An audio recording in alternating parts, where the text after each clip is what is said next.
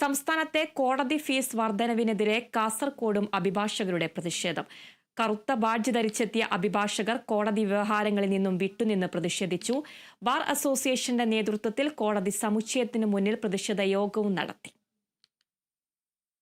കോടതികളിലെ വ്യവഹാരങ്ങൾക്കുള്ള court fees അന്യായമായി വർദ്ധിപ്പിച്ചതിനെതിരെയാണ് കാസർഗോഡെ അഭിഭാഷകർ പ്രതിഷേധവുമായി രംഗത്തെത്തിയത്.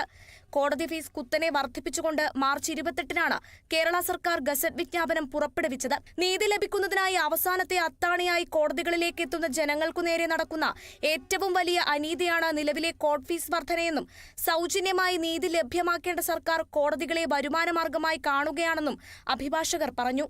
കേട്ടുകേൾവിയില്ലാത്ത രീതിയിൽ ഒരു സർക്കാരും ചെയ്യാത്ത രീതിയിൽ വളരെ അന്യായമായ രീതിയിൽ കോടതി ഫീസുകൾ വർദ്ധിപ്പിച്ചത് അഭിഭാഷകർ മാത്രം ബാധിക്കുന്ന ഒരു പ്രശ്നമല്ല, കേരളത്തിലെ എല്ലാ ജനങ്ങളെയും ബാധിക്കുന്ന ഒരു പ്രശ്നമാണ്. 25 ഇരട്ടി 50 ഇരട്ടി വരെ വർദ്ധിച്ച കോർട്ട് ഫീസുകളുണ്ട്. ഏറ്റവും നാമമാത്രമായ രീതിയിൽ കോർട്ട് ഫീസ് കൊടുത്ത് ഒരു സർക്കാരും ആ സംവിധാനവുമായിട്ടുള്ളൊരു ബന്ധം എന്ന നിലക്ക് നടന്നുപോയിരുന്ന ഒരു സംവിധാനത്തെ സർക്കാർ വരുമാനമുണ്ടാക്കുന്ന ഒരു മേഖലയായി കണക്കാക്കിയത് അങ്ങേയറ്റം പ്രതിഷേധാർഹമാണ്.